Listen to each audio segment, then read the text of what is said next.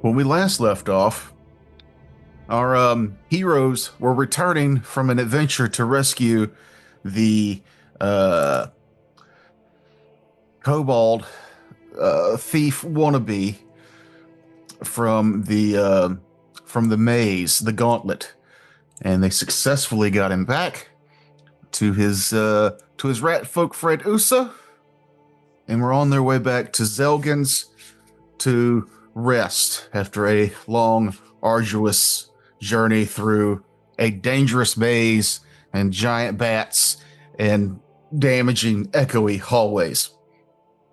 I think the hallway did more damage to us than anything else. Mm-hmm.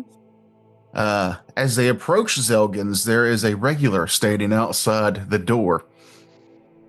An Elbert Glassgrinder.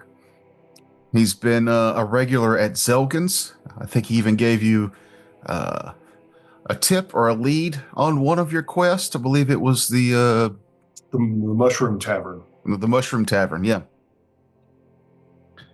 He is waiting outside the bar, and when he sees you, he straightens up, dusts himself off, and cuts off your path inside. He goes, I was hoping you would return tonight. Hello. Another eventful day, I assume? You don't know the half of it. Yeah. With all the rumors going around of your good deeds, I thought maybe tonight would be a good night to maybe buy you a dinner, a few drinks, and Grimley's eyes and ears perk up. and maybe ask for a favor in return. Oh, Well, There's always that catch. that's how. let us get a couple bites in first. Sure, let's eat and drink first. I appreciate the upfront nature. He's letting us know that this meal comes with a cost of a favor. I appreciate that. He could have roped us in and waited for us to start eating before catching us off guard like a Fey Lord. Tastes sweeter when you don't know there's a price. All I'm saying. There's always a price. No such thing as a free meal. Tastes sweeter when you don't know that. So he ushers you in to a tavern you're familiar with and invites you all to come sit at his table. There's already been 4 extra seats lined up in preparation for this. As he ushers you to the seats, he walks over to Epna and begins kind of boisterously ordering drinks, the best meals, points at his table for me and my friends. And he sits down with you and, please tell me the tales before we get into business. Tell me of your adventures so far. I will do. I will regale him with all the tales from Lady Shimmersnip to the fungal tavern that he sent us on, to the crypt with Hrelgen, and finally the running the gauntlet, and the fact that we are technically, one of us is technically a member of the Thieves Guild. Actually, I'll leave that Grimley out. will. I was gonna say she'll kick you under the table. As I start Meanwhile- telling the tale of going through the gauntlet, she kicks me, and I'm like, right. Yep. Meanwhile, she's eating and drinking like it's her job. And over the course of an hour or so long tale with him prying for more information or getting a good laugh, telling a few jokes, he kind of settles in and goes, Dwarves, we live for the tales we'll leave behind after we die. Now, of course, and he raises his mug as a toast, we aren't dead yet. No, but disgrace can leave as cruel a wound as any blade. Disgrace dealt me a lethal blow years ago, and while I'm here to make it right, I must apologize for my most recent dishonor. There is no Elbert Glassgrinder, and there never was. What? Reaches to his hip and pulls out a clan dagger without a pommel gem on the table. Born and raised Krohan Vedalo, from a proud family in Clan Tolor. About a decade ago, barely a beard to my name, I thought myself some grand adventurer. I didn't just run off to raid tombs. Family might have forgiven me that. No, I wanted a legendary weapon too. So I stole into Stonehall, sneaked up to High King Target's statue, and nicked his clan dagger. I figured since no traps went off, the dagger had chosen me to perform great deeds. Krohan shakes his head with chagrin. Young me was a fool without equal. Anyway, young me trapezed about the Darklands for a bit before the dagger slipped from my grasp, fell down a narrow crevasse, and disappeared beyond my skill to recover it. I sulked back home, admitted my misdeeds, and was cast from the clan. Well, only a few months ago, I felt something calling to me from across Absalom, and what I found was a fragment. He reaches into another pocket, pulls out a jagged fragment of broken armor, and places that on the table. Kind of pushes it around with one finger and says, doesn't look like much, but it sings with history. Certainly did when I picked it up. A vision of Target himself appeared, taking me by the shoulder and pointing me north to High Helm before he faded. He raises one hand as if he was swearing, and he then says, swear by Torig's own anvil. Since I've been back, I felt it. Target's clan dagger singing from the depths. I tried retracing my old steps, but fresh dangers have moved in since I was last down there. I know I could lead the way, but I can't do it alone. So what say we recover one of High Helm's greatest relics together? I mean, this is kind of the thing I live for. I don't know about you guys, but it sounds pretty cool to me. It would give me an opportunity to reenact history for real. To delve in the deep. Well, we're not talking about going right now, though. After a night's rest? Yeah, well, I still have some arrangements to be made. I also think it might be wise. I don't see this taking more than, 4 or 5 days, but I feel to be safe we should pack for 10, and that much supplies we might need a pack mule of sorts. And the party is in 2 weeks, right? The party's in 2 weeks. Now imagine bringing the dagger back before the party. I would definitely alleviate some of your baggage. He puts his finger to his nose, like right on the money. Getting better at interacting with dwarves and just being bluntly honest with them. Mm-hmm. Sure, I'm down.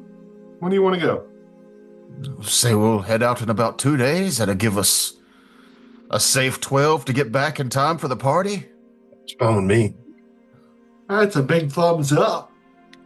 What kind of stuff should we be taking with us? Well, if you're not accustomed to the darkness, a light source and plenty of it would be smart to bring, but being a dwarf, that's not really my forte. Food, climbing gear, camping gear, medical kits, things of that nature could be dangerous. When I was down there recently and tried to go, some strange funguses had moved in that weren't there before. And in the Darklands, a fungus is as likely to eat you as you are it, if you catch my meaning. Maybe some more anti-plague, some more Oh, yeah, because antidotes. Vindicatory is sickly. Vindicatory now has the ability, well, after we rest, to cast Restoration, so he won't be sickly. What's going to happen is he's going to make his save when he wakes up, and it's not going to matter. Well, I think he needs to make his save twice. So if he makes the save when he wakes up and then casts Restoration, it should go down one more stage. Word. To make him fine. But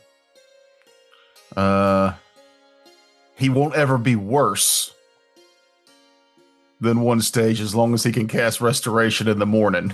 So that's not as dangerous as it was a level ago. But it will eat up a spell slot for tomorrow's whatever happens tomorrow.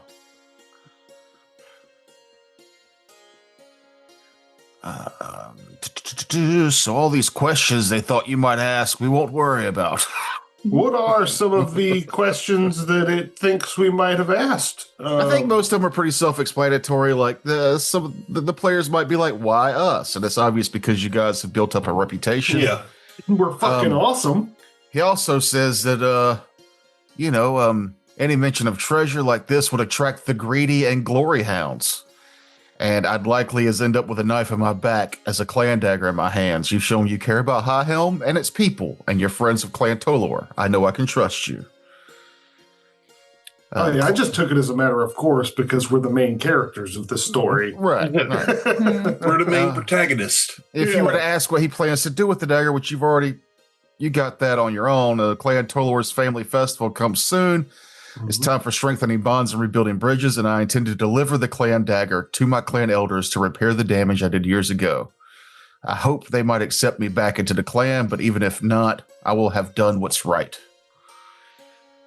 How long was the expedition you asked already, and the danger you mentioned, and then will we be compensated, which I'm surprised nobody has said. Well, I was assuming that there's some compensation in there somewhere, but there's also the treasure involved. I'm assuming we're returning the dagger, but there's other treasure. No, well, it's not like the dagger's like he literally dropped it when he was exploring, and it fell to a place he couldn't get to, and he came back and he was honest that he had lost it, but still the shame of stealing it and losing it. He was kind of banished. That's why he's been here under an alias. But yeah, before he gets up to head off, he will place on the table a heavy coin pouch, which contains 11 gold, 79 silver, and a garnet worth 5 gold. I will distribute the coins evenly amongst the party. And I'll be happy to take the garnet because I've got to go sell some treasure anyway. Okay, well, I will put that in your bag then to sell. And I plan on bilking whoever is going to be buying this stuff for full price. And then there's a leftover 3 gold, 3 silver, which I will just split between Ragnar and Grimly. Yep, that works for me. Still leaves 1. I'll just give that to Vindicatori, the 1 gold and the 1 silver. And and he mentions a pack horse, or horses aren't really built for the Stronglands, but you could. I have a friend. Well, used to be friend. Many years ago. She has a store. Sorry, I lost my page. I'm going to go ahead and sell this stuff and distribute the gold amongst us. Unless you want to role play us shopping. No, that's fine. Okay. Kyra Tolpaga is she has an animal farm in the Stonebridge district. He'll give you directions there. She raises and sells beast of burden at a ranch called the House of 6 Nails, which is in reference to the number of nails used to fix a horseshoe.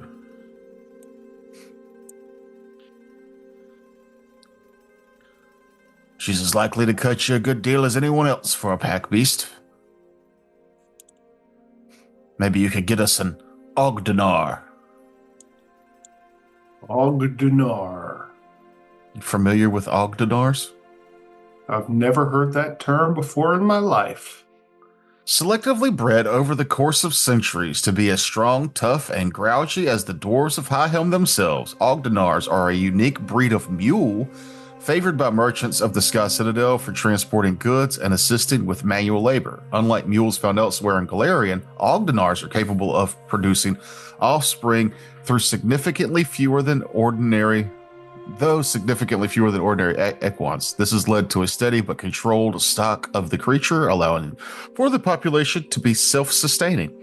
Ogdenars are smaller than typical mules to accommodate dwarven height, measuring about 4.5 feet tall and weighing between 400 and 600 pounds. They can carry more than a traditional mule.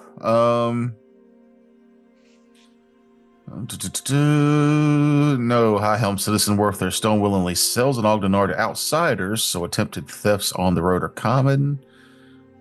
But he seems to think you might be able to get one there if you try. But they're not riding animals. They're legit, like they're pack animals. They're for carrying stuff, not people. They tend to be a bit ornery to riders. My mama said alligators is ornery because of their medulla oblongata. Well, they got all them teeth and no toothbrushes. There's a common tale that if you're going to steal an Ogdenar, make sure it doesn't have a rider, because Ogdenar's loyalty is unparalleled, and even thieves know not to attempt to steal an Ogdenar that's carrying someone. Do we really need a... I mean, yeah, I guess we're going to be gone for 2 weeks. We don't want to be toting around 2 weeks worth of supplies, and I definitely want to get myself a climbing kit. Well, then. Just in case. I don't know, though. I don't really feel like keeping up with a pack animal. I mean, I feel like we need it, so let's just have it. If they'll sell it to us. It's cheaper than a bag of holding at this level. Oh, yeah. How much are they? I can't remember. And it's not bag of holding anymore. It's a spacious pouch. Spacious pouch. It's more than any, I'm sure, than any of us have. Spacious pouch is 75 gold, and it's level 4. Oh, meaning you can find anything of level like 14 or 15 or less, but in mechanics terms, you haven't made connections to find anything above level 4. Right. So you can find level 4 items, but they're probably like, I don't know, Vindicatory has 42 gold. What's everybody else looking at? I'm right at like 41 gold, 63 silver.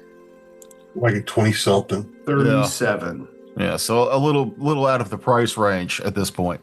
Mm-hmm. How much is the mule? You won't know until you get there. That's not a common purchase. This is a story specific. Yeah, that's why I feel like we are supposed to get this thing, because we're supposed to. The universe is working out in the way to direct us in that direction. All right, so I guess we take a night's rest and then we go handle some business. Well, what's in this treasure chest over here? Do I need to be close to it? I think to get the Ogdenar is around 50. Ooh. So also expensive. Expensive, but less. Well, expensive, but less expensive. We can also resell it, yeah? Mm-hmm. Maybe we can just rent it from the guy. Yeah. So you guys are going to go rest in the morning shop, maybe return to the dragon? Yeah. Return and tell the dragon the story. Tell the story? Okay. And then go pick up an Ogdenar. Because we'll be taking off the day after tomorrow, right? Yeah, that is correct, sir. Yeah, I'm going to go ahead and rest for the night. I suddenly feel like I know how to cast 3 new spells. Wait. So the next day, let's say before you do your shopping, you go to the Cloud Spire and make your way past the Ambassador Soft Tongue. Soft Tongue. to go talk to the Jewel, the Cloud Dragon. She's like, oh, you've returned. Please tell me. Oh, well, maybe you don't go past him because that is the ambassador's extended family that you rescued. Yeah, he might be trying to hit us up with what's going on himself. Well, he wouldn't know. This happened yesterday. He might not have gotten the news yet. You might want to tell him you rescued his distant nephew. Yeah, because he's a kobold too. That's right. Mm-hmm. And we overheard him saying, basically, there's nothing I can do about it. It's not my problem. Right. He's a dumb little shit. Fuck him, and I hope he dies. That was the paraphrasing of what he said, right? Yeah, totally not accurate, but yeah. As we approach, I will give him the good news. He's steady laying out paperwork and writing on a scroll. And he looks up and he's like, "Oh, so my nephew was idiotically in the Black Noon Gauntlet and was lucky enough to have formidable heroes rescue him from his foolish mistakes." Something along that line, yeah. I mean, partially, but he also was, yeah, no, that's exactly what happened. And you totally convinced him that the ways of thievery were that of a ruffian and he should dive more into his studies. Yes, we did our absolute best to convince him that what he was doing was not the way to improve himself. I feel like you were going to say more, but maybe had a stroke. No, that was basically the end of it. Well, we did our best. Well, while I'm satisfied that the extended family will not have to mourn his loss or be grief-stricken with his whereabouts, thank you, I guess. You're welcome. I'm sure my companion would be more interested in the details of your excursion. I have work to get to here, but thank you. You're welcome. Money, please. I'm just kidding. Don't say that. No. No, we'll go in and we'll talk to the Jewel. Okay. And I will regale her with the tales. Give me a performance check. I will do that. That was pretty good. Jazz hands. That's a 26. Oh, well, -1 for the jazz hands reference. The DC was 26. That was for my rolling. That wasn't in game. And then the gnome jazz hands me, so I told him to leave. It wasn't spirit fingers. It was jazz hands. Yeah. Over the course of your tale, the Jewel gets down like what you see in the 80s teen girls, where like they're on the bed and their feet are kicking behind them and their hands are under the chin. That's what the dragon's doing. By the end of your story, her face is uncomfortably close to your body. And I say it that way because her head is about the size of your body. Yeah, I could fit a fist up her nostril. You can feel her breath jutting out to your left and right as the exhaust goes past. And just a big lizardy grin with glee. And when you finish your story, she stands up, she spreads her wings wide and twirls a bit in the air, then lands back down. She goes, "No one's told me a story that grand in a long, long time. I am but a simple storyteller." I have a gift for you. Do tell.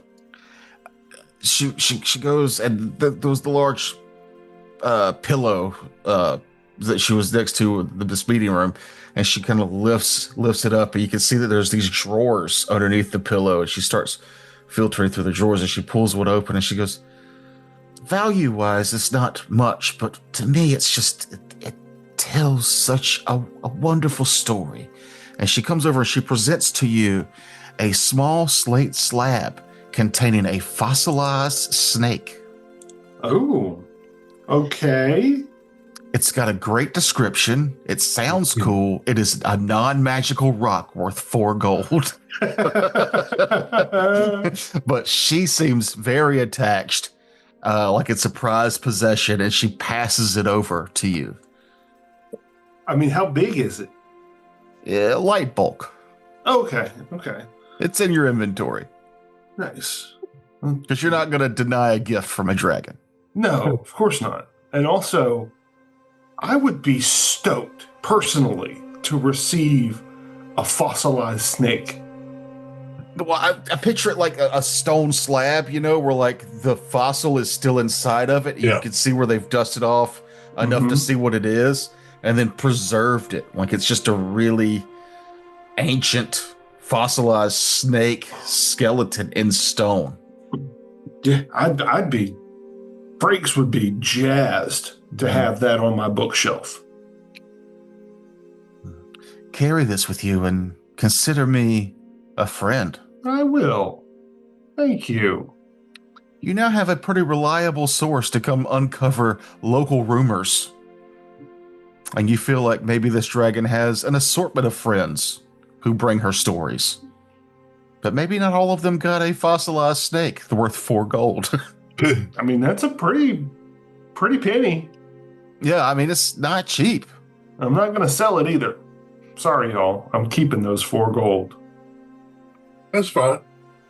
That's more so, I look at it more so as just an identifier that you know her. Mm-hmm. I'm friends with the dragon. Yeah. That's better than being friends with a celebrity. And one more thing at the party, you can now carrot top your way with props with your storytelling. Yeah. It's one more prop for the storytell. Just be careful with the Thieves Guild prop, because that would be that's a no show and tell prop. Right. Mm-hmm. I got my dragon turtle scale. I got the clothes that I wear, and a stone slab. With a fossilized snake. And to say there was no treasure for a gnome sorcerer in this game setting, it's pretty ridiculous, I think. Sure. I agree. Who said that there wasn't? I said when you're playing this game, it's dwarven heavy themed, so a lot of the treasure is a lot of the unique stuff at some point is probably going to be more dwarven specific. But as we've been going through these little missions, it's been there's some cool little nuggets. I like these little nuggets.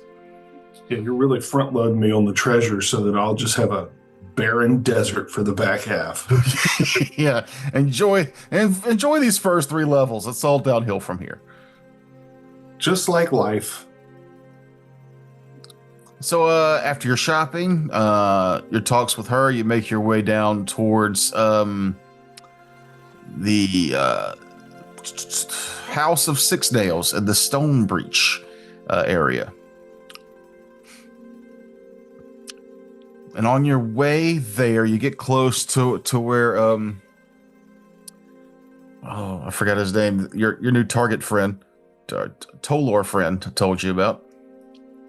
And you can see the farm.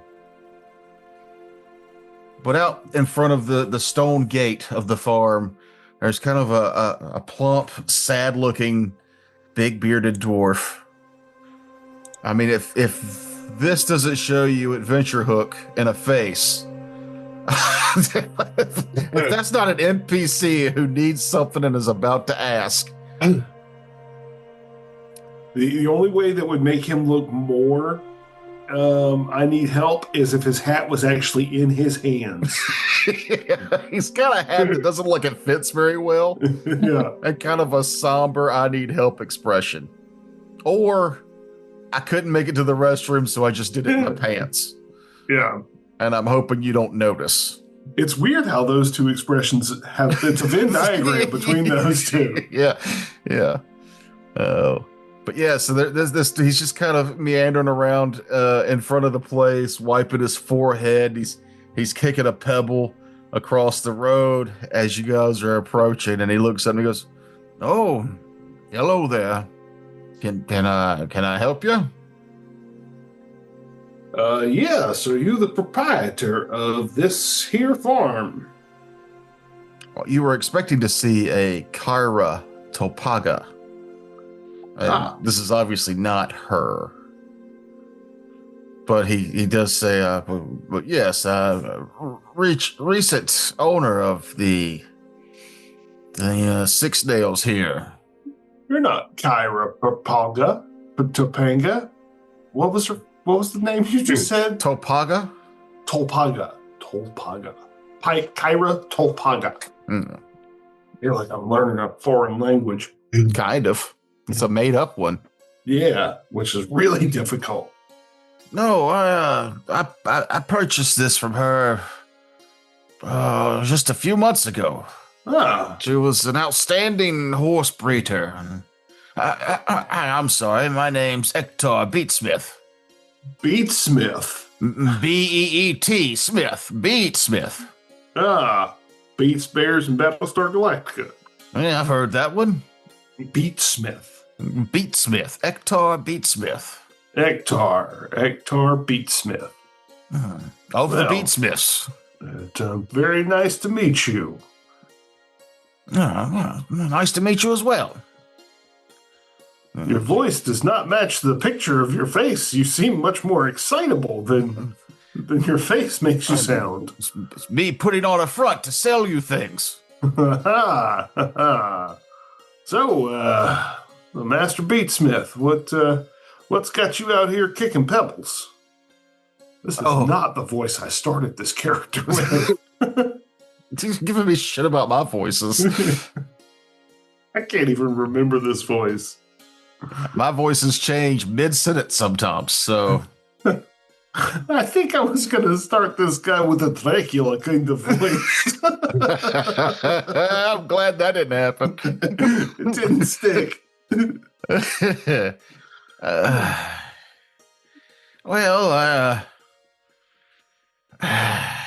I'm from Clan Gilderon, and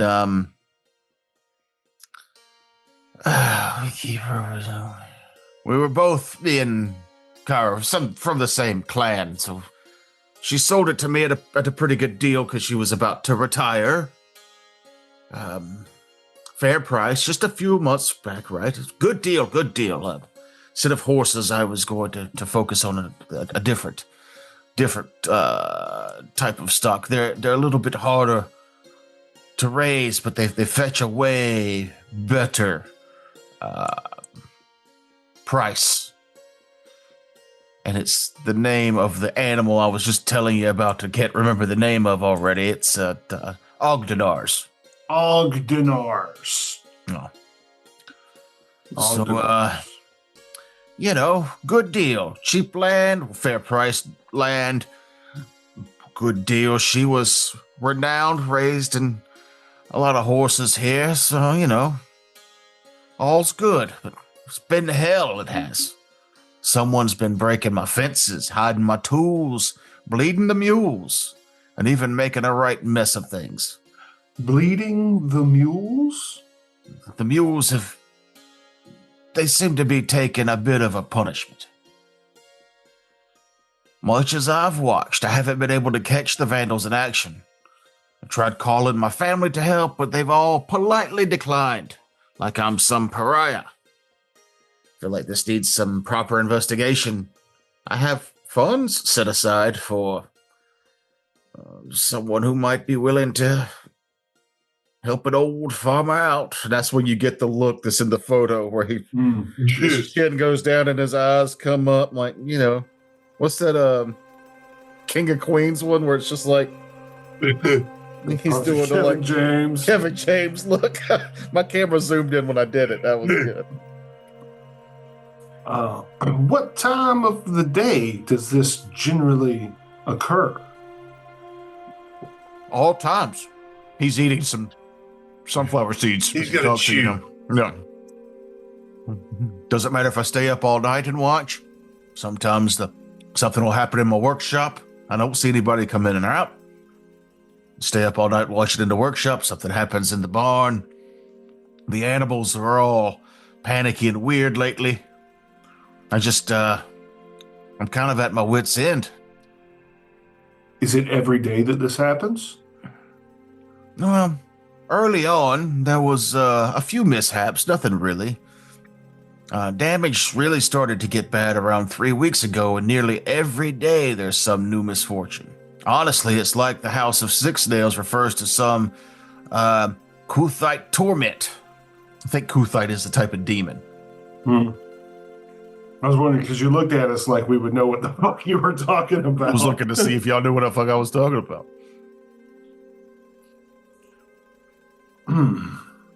So if we were to do a favor for you, what kind of favor are you going to do for us? Well, if you're interested, a hefty discount if you could just figure out who's doing it. I don't even need you to alleviate. If I could just know who's doing it, that would be huge. But if you could stop it from happening altogether, well, pick of the litter, my friend. Pick of the litter. That's how fortuitous. We were planning to come to potentially discuss the purchase of fuck. It's not an Alvarok. The mule type things. Ogdenar. Ogdenar. Why is that such a hard word to remember? Because I could have just said mule. Yeah. If an Ogdenar is what you're looking for, I've got some gold set aside that I saved from the purchase of this house in the tune of a hefty sum of gold. Let us go do some investigation and see if we can find something. Son of a bitch, we're in. Sure. Right this way is the entrance to the Six Nail. Dun, dun, dun, dun, ba, ba, ba.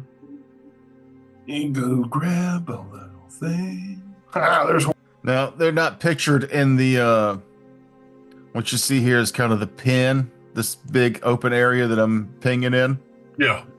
But there's Ogdenar's kind of clumped up out there, and then he points towards the north, and he goes, that's where the pull up my keyframes here. My workshop's there to the north. The barn you can see is closed off over there. That's switch back over. Oh, nice piece of property you got. So yeah, where I'm pinging it here, this is his workshop area. This is the field. And then the closed off area past your vision there, but you can see where I'm pinging, that's the barn. So I suggest we go survey the area and see if we can pick up any tracks or any suspicious activity. Sure. If I can help show you anything, let me know. Are y'all hearing the sound effects of the animals making noises, or is that just me? Oh, no, I hear it. Okay, cool. I thought that was, I'm sorry, Jeff. I thought that was you breathing for a second. The very equine noises. then it whinnied, and I was like, "Oh no, that's the foundry." No, that's just freaks. Yeah, so, yeah. Let's go search. See what we can search see. The field that they're in here is called the paddock, a fenced-in area originally designed for exercising and training horses. Covers most of the property, though it now allows the new Ogdenar residents some room to roam. A thick layer of silty sand covers the entire area and provides a soft surface for running. I think we should check on the animals first to see what kind of, as he said, they've been bled. Mm-hmm. Maybe that'll give us a clue as to what might be doing this. Sure. Give me a perception check to look them over, maybe a nature check or a medicine check. Oh, that's an Ogdenar, all right. Good, fine-looking animal. That was my perception check. Okay, so Ragnar, we'll start off with you. In the far right-hand corner here, there's about 26 Ogdenars kind of grouped up. But you've noticed that over here in the left-hand corner, there's one Ogdenar. That Ogdenar, with that check, you can even tell from the not getting close to it yet that it appears like it's missing patches of fur that might have a small scar on one flank, and it's white furred compared to the rest of them being kind of a brown or black furred beast. All right. So I'm going to do a nature check to try to get me more information about what's the difference between this beast and other beasts. Okay. Oh, perfect. So most of the Ogdenars have minor maladies like small sores, welts, patches of missing hair, and are slightly gaunt from being too stressed to eat. You can tell just from like knowing nature the way you do. The wounds are randomly distributed around the animals' bodies, though few wounds appear above their shoulders.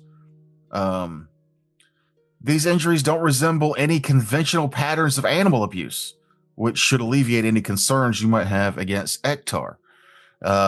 Maybe if you were to think that he was being cruel or negligent to them, it doesn't seem like these are conventional animal abuse wounds. And also, why would he hire us if he's the one beating his mules?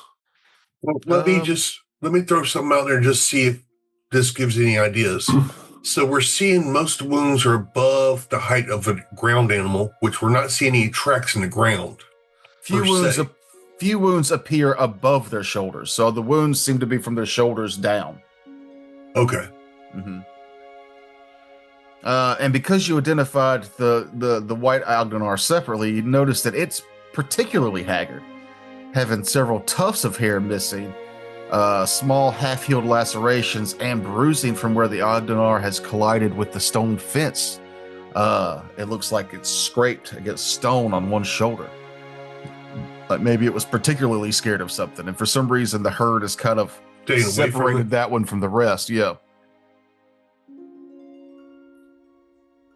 If you wanted to do another nature specifically on the white one, or a survival check for the area, or a medicine check, you might be able to uncover more clues. I'll do a medicine check real quick. Okay. While he's doing that, I'll do a survival, just looking around for tracks and whatnot. Okay. So I'll go with Alvarado before I go back to Ragnar. On your survival check, you realize the soft sand would be ideal for preserving tracks were it not for the 24 plus Agdenars here's hoof prints around. That makes sense.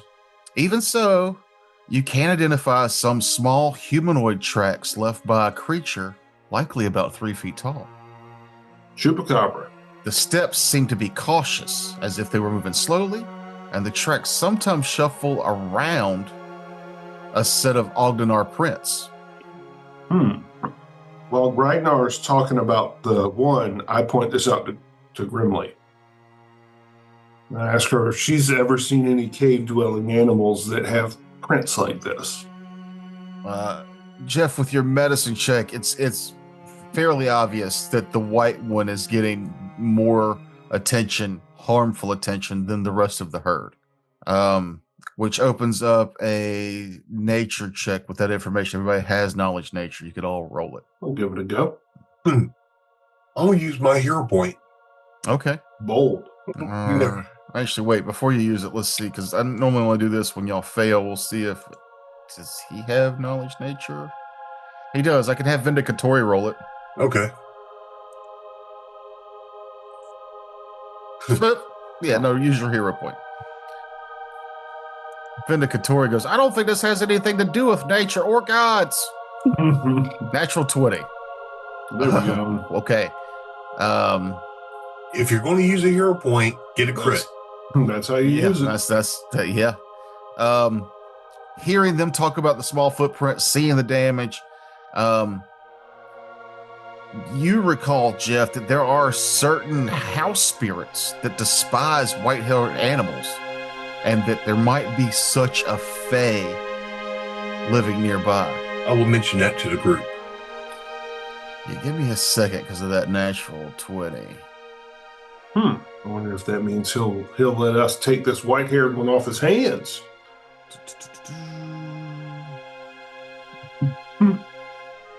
That's the most con artist shit in the world, though, isn't it? I see this white one's getting the shit beat out of it. We'll take it off your hands for cheap. So house spirits are shy, often helpful, sometimes wrathful fae that dwell alongside peasants and farmers. They reside in the house, in the yard, in the granary, in the bathhouse, wherever people build and live. Due to this proximity, house spirits often take on the mannerisms or appearance of nearby mortals. Their reclusive nature and tendency to go unseen earn them the moniker of spirits, though in truth, they are fully embodied fae. House spirits take an almost parental interest in their mortals. Given proper respect, these fae work tirelessly for their charges. They chop wood, care for livestock, mend clothes, sweep the floor, and tend to the stove. If offended, though, the house spirit becomes a menace, frightening animals or children and ruining belongings. That natural 20, you feel like this might be leading towards an angered house spirit. He's probably upset because ownership changed, and with the other dwarf gone, he's all mad because this one's not putting out his salt and bread or milk and whatever the other one was. So that's just my player theory. And the same here. So I will mention that to all of y'all. My suggestion is more likely they're around the barn area. I will also ask him if there's stuff that's happened inside the barn or if there's been stuff that happened inside of his workshop specifically, because I'm thinking it's one or the other. What was the question one more time? I'm sorry. Well, I'm trying to figure out where's the most likely location that they're located in. So, like, I'm trying to find out if there's been more stuff that's happened in the workshop or more stuff that's happened inside the barn. Ektar goes, I don't know if it's been more in one place or the other, but it's been all over. I guess maybe the barn. If I had to pick a location where things were happening more than anywhere else. Well, just real quick, let's go. The workshop's a smaller location, so let's look at the workshop real quick. Do you have some kind of lead? I thought I overheard you say something about what were you talking about? A face spirit. Yeah, there's a possibility. Let me ask you this. When you took over the house, did you see any dishes of laying around that you thought, well, that shouldn't be here? Like a saucer of milk or a plate of bread with salt on it that the previous owner may have left out? No, nothing that comes to mind. And former owner was real good about having it all clean and tidy. If it wasn't for the construction of the place, you wouldn't even know that horses lived here. There's no horse smell. The thing was clean. It's beautiful. That's probably due to the house spirit. So what changed when you took over from when she took over? You said there's been construction? Oh, no. What I meant is if it wasn't built like a barn, you wouldn't know it was a barn. Well, the only change is that instead of horses, I'm using the Ogdenars. Yeah. Well, let's go see if we can find these face spirits and talk to them. Yeah. It's looking like the previous owner had some fae spirits that, not really spirits, but fae creatures that helped out around the place and kind of looked after it. And they might have been offended when ownership changed hands. Good God, I'm Brother Bite Strong now. So it's a possibility that you've got an angered spirit, an angered fae. Okay. So Ektar shows you over to the workshop area, and it just goes, if it was an angered a spirit, you think somebody would have told me. Makes me think. I don't know if that's right. You seem like you're on the ball with something. The workshop, largely unchanged over Ektar's tenure, this large shed houses various tools for grooming, cleaning, and feeding livestock. That includes a small furnace suitable for heating and shaping horseshoes, with a modest stockpile of coal and iron bars. Despite Ektar's best efforts. The workshop is in disarray from the house's spirit's latest attack. Y'all already have figured this out.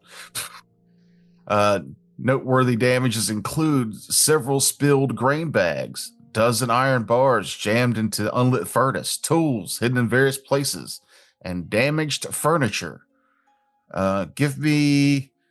Each of y'all could give me either a crafting, perception, thievery, arcana, or occultism check. I will give you an occultism. I will give you a perception. You don't have arcane or occultism?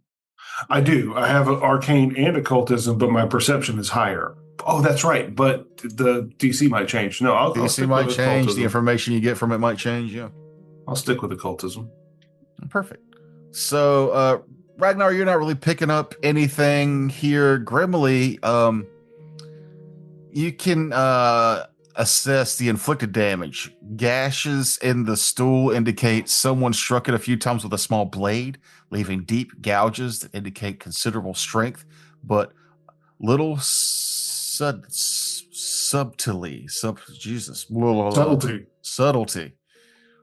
The spilled grain bag shows signs of being slashed and then neatly overturned, again showing the culprit has considerable strength.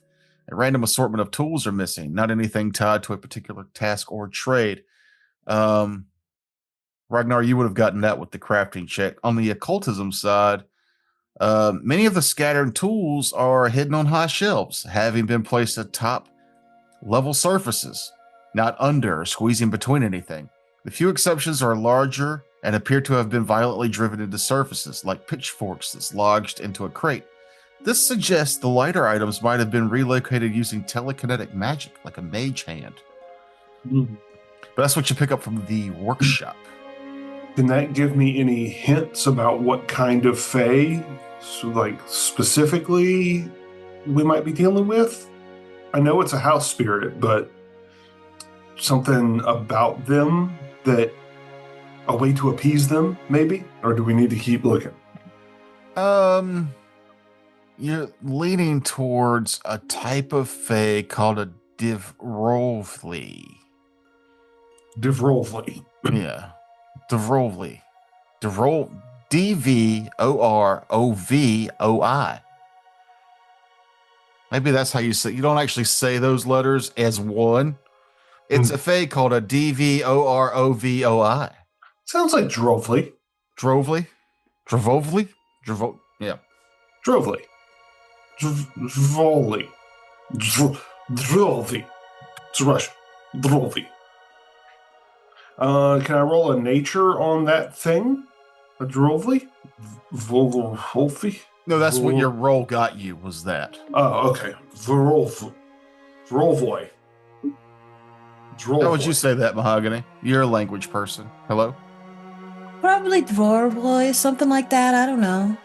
Say it again. Dwarboy. Dwarloy? Dwarboy. Dwarboy. That's what I would say. Dwarboy. I will relay that information. It looks like we're dealing with a Dwarboy. Let's check the barn. Okay. Yeah, move your characters into the barn because there's a macro here that I want to use. I get it to it over here. Did I open that door by accident? I opened it. Oh, okay. Walked on in. If you got to move up to the door and then in, it's very particular. Can I glide through the walls? You can't walk through walls, Jeff. You're not the Kool-Aid man. Oh, I put some of the donkeys in here so you can see them. Bit bigger. Oh yeah. That's a donkey. Mm-hmm. Actually, it's an Ogdenar. Yeah. That's an Ogdenar. You can tell by the knot on top of its head. Tell by the fact that it looks like a donkey. Mm-hmm. Although designed for housing and training horses, the stable itself has been partly renovated. Many of its inner walls are knocked out, while the columns remain, creating a more open space for Ogdenars to shelter in small groups when they're not grazing outside high-hill. The ground floor has over a foot of compact soil sitting atop the cavern stone. Scattered within straw and droppings, the exhausted Eknar hasn't cleaned up yet. Eknar, let me ask you, did you knock these walls out? Oh, yes, there was a bit of a refurnishing inside the barn to make it more accommodating to the Ogdenars. Hmm. Did your troubles happen shortly after that? Start happening shortly after that? No, I started construction on this maybe the second day I was here. It wasn't until a month ago that the trouble started. Look, up there, and he points, and you can see where some poop has been smeared on the walls. Now, tell me a house spirit would smear Ogdenar scat on the walls. Sure they will. A house spirit would smear Ogdenar scat on the walls. Yep. If you've upset them, a Dwarvoy might definitely do that. Does it say anything in the feces? Nope, just a scattering of scat. Okay. I will start speaking in Fey, the language, and calling out to whatever might be living here. Beseech the house spirits. You what, Jeff? I said beseech the house spirits. Okay. Yes. I will try to find out what we can do, what Eknar can do to make amends with whatever is causing the offense that they feel so strongly about, that is making them smear shit on walls. Would you like me to roll a diplomacy? Performance? Sure. That sounds like a question that you... There's a lot of checks involved with this. I was just going through. Yeah, Oh, okay. Sure. Come on, baby. Don't let me... Oh, you bastard face. A 15. I'm half tempted to hero point that. I will hero point that. Let's try that again. Even worse. Yeah. That's how you don't do. From hero outside, points. you hear just the sound of a hawking loogie. Ew. Go look real quick. Me too. From the Oh, it's Webber out. Cane? From the paddock area. Oh, outside. Oh, All the way out there? damn. That must have been a big loogie if we heard it all the way out here. Yeah, it was. And Gross. uncontrollably loud. And then from out there, the Ogdenars that were in the far corner here, where they were just kind of like making kind of nervous noises, they're now like mosh pitting. They're walking in a circle, and it's starting to kick up dust sand. And as you walk onto the paddock, you can see a small creature kind of reveal itself in the middle here. I think it's cool. It's a cool fey looking. It's got like big ol' eyes. just a little patch of what's left of a mohawk at the very center top of his head. It looks like he's got a stripe running down his back. Yeah, and then the hair goes down the middle of his back, and he's got this giant beard that goes way past his knees, and he's just got this huge, in the picture, he's got this huge broom. But the one you see in the field actually has a tiny little hook knife that he's flicking around, and he goes, "Hey, mateys, you think you can just sing your way out of this?" And when he says that, he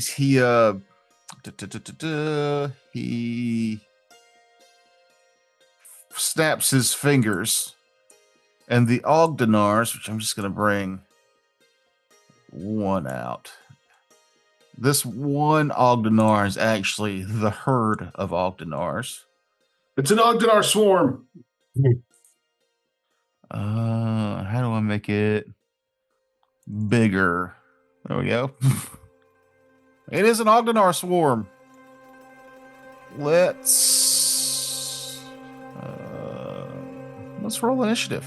No, he can't. He's not going to let us talk our way out of it, huh? Had to make sure we spend our hero points. You might can. We shall see.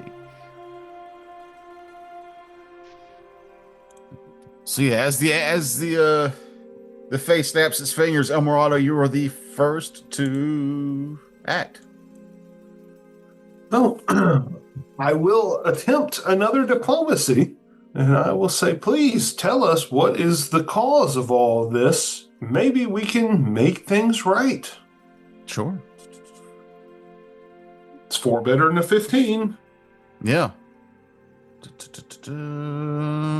Yes. So he grabs the knife as he flicks it. And he looks towards you and he goes, "You're not necessarily my query. Thank you for your understanding." You have 2 more actions. Can we talk about it? Can you tell us what the issue is? You have to attempt another skill check if you're not wanting to attack him. Can I try another diplomacy, or do I need to try something different? You could try diplomacy again. Repeated skill checks tend to increase the DC. I will attempt an intimidation then. Okay. I'll be like, if you're not going to talk to me, things are going to get real rough, real fast. I'm an intimidating little gnome. Don't you have a feat that helps with that? Intimidate and stare or something? Yeah, I got intimidating glare, yeah. But I'm not trying to demoralize him. I'm trying to make him more amenable. I'm coercing him. The knife now has gone down to his side and maybe behind his back, and he's not talking back at you anymore. He's just kind of staring like he's thinking it over. But what you've said has now quieted him. Did it seem to have calmed the Ogdenar down? No. All right, I got one more skill check that I can do. You could use one against them instead of him if you wanted to. Those are kind of like, it seems like they've been riled up to charge. If it helps, he is a creature. They are a hazard. Okay. They are a hazard you can attack because they are Ogdenars, but mechanically speaking. Okay. Damn, I used 2 actions, so if I try to move closer to them, that'll be the end of it. Guess I will. Sorry, guys, I'm not sure what to do. I'll try another diplomacy on him. Okay. I'll be like, look, just stand down. We're not trying to hurt you. We just want to talk. And that is a critical success. Fantastic. Which gives you the 4 points needed to persuade the Algerschmidt to cease the combat. So he's not a dwarf? He is, but that's his name, Algerschmidt. Algerschmidt. Oh, Algerschmidt the dwarf. So Algerschmidt looks to the beast and does like a strange hand gesture. He bends his fingers in a way no normal mortal could, and the beasts slow down their mosh pitting and kind of go back to just muling about. But you can see already they've started to disperse. They're not tight wound, and you get just like kind of a sense that like you're still on like a teeter-totter here with appeasing the spirit, but you have bought yourself time enough to drop out of combat and maybe have a bit of dialogue with the creature. That's all we wanted. So are you going to get the chubby dwarf to leave? Bring back mama? Is that what the problem is? He acts like I don't exist. He didn't know about you. He was told. Is that true, Agnar? Were you told that you had a fae on your property and you ignored the warnings?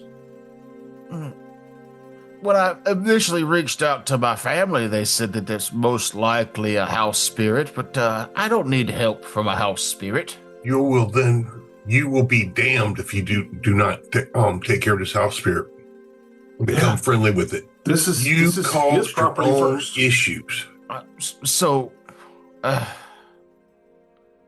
But I wanted to do this on my own. But you didn't even entertain the idea of maybe having a dialogue? Think of him as being a prior tenant. Yeah. What was her name? Kalgi? Her name was Kyra. Kyra. You miss Kyra, don't you? I do. She sang to me every night. She left me out part of each of her meals. Well, Agnar, do you always eat everything that you prepare for yourself? He just rubs his belly a little. Yeah. He gives you that same look from his from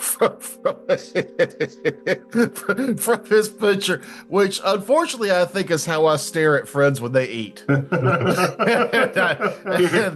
they've got something better on their plate than I do.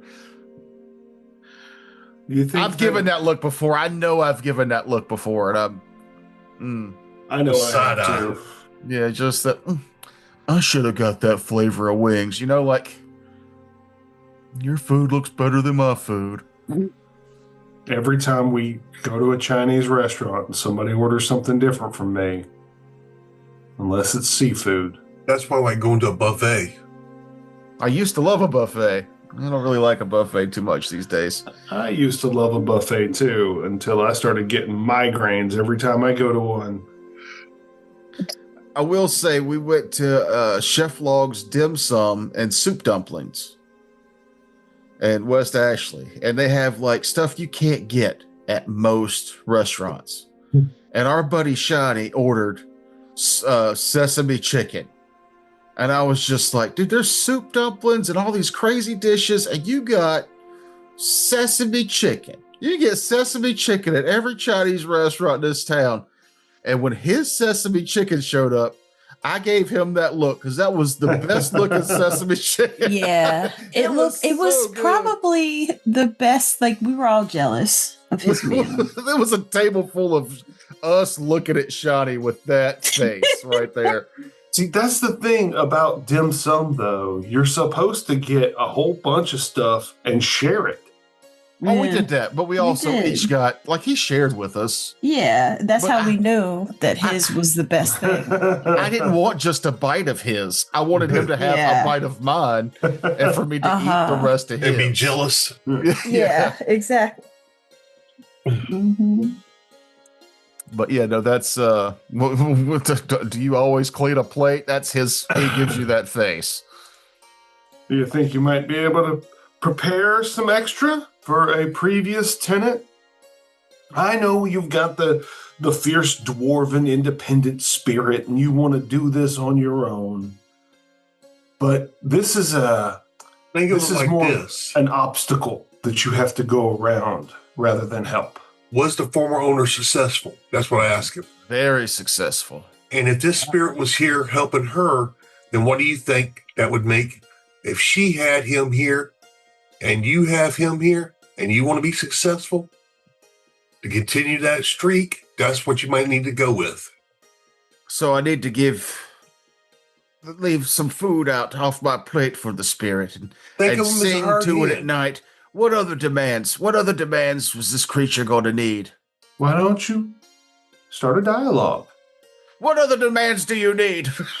Not like that. And he just points a gnarled finger at the white mule and is like, that one has to go.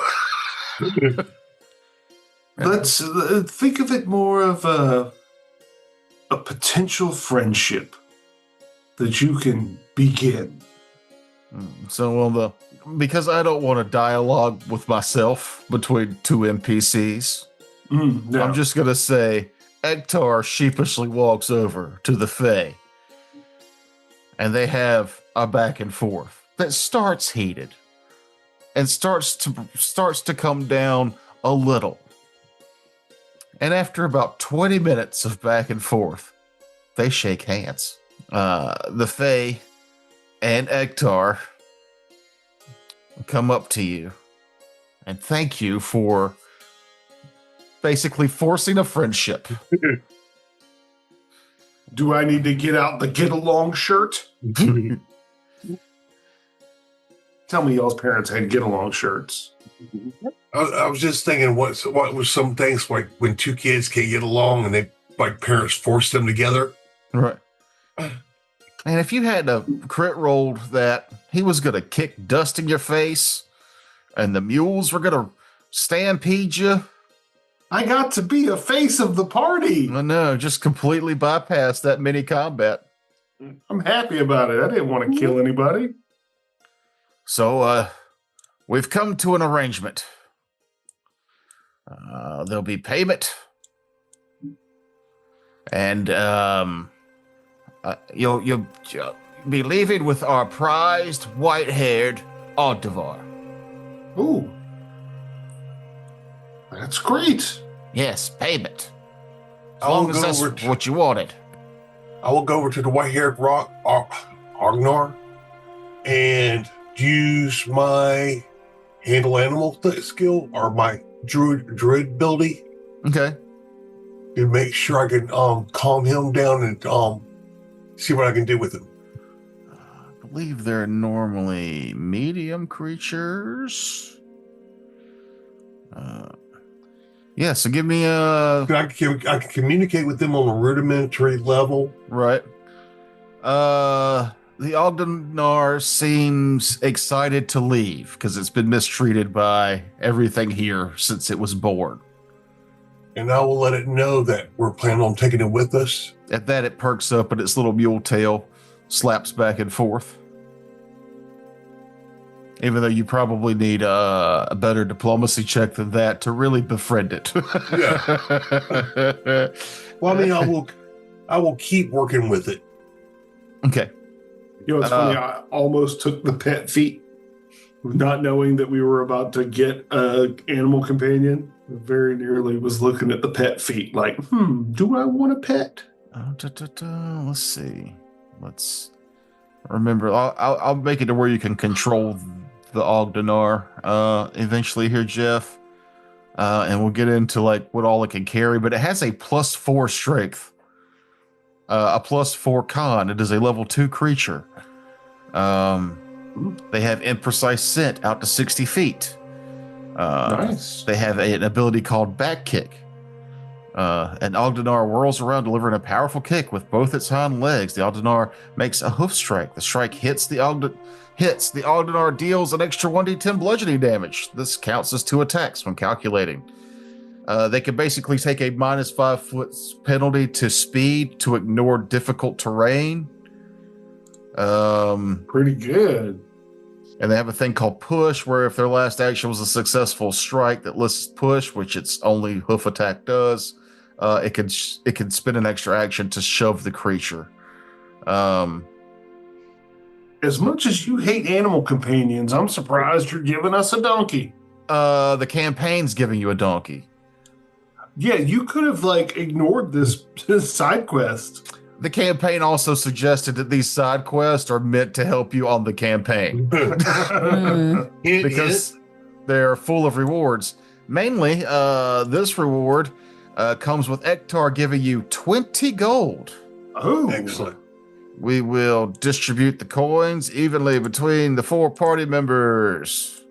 And I will cast a heal spell on the Agnar to help him heal and recover from all the scratches and bites and all that kind of stuff. He will also give you a steady foot tassel. This handsome tassel comes in a variety of colors to match your companion's collar or bridle. When attached, the tassel gives the companion a +1 item bonus to acrobatics checks, to balance, and to their reflex DC against trip attacks. So if somebody had an animal companion or a companion, they could use this for that. Otherwise, you might want to use it for the donkey. Yeah, let's use it on the donkey. So I will put that in your inventory, Jeff. And we have to figure out this other part because he's also offering to give you barding, which would be armor for the donkey in the form of light barding or heavy barding. Okay. And we'll get into the pros and cons of that later. That's a pretty intensive math. But yeah, so you guys, you've got your pack mule. You actually also earned an extra 20 gold and a magical item, and you have helped Ektar and the Fae become friends. There's earning you 2 more points of contact in the city of High Hell. very nice. And Sorry, I ruined everybody's combat. Oh no, that was perfect. No, that was fine. Yeah. yeah. Do you both? And that's what we strive for here, folks. Fine. Perfection. It was fun. And we'll be back.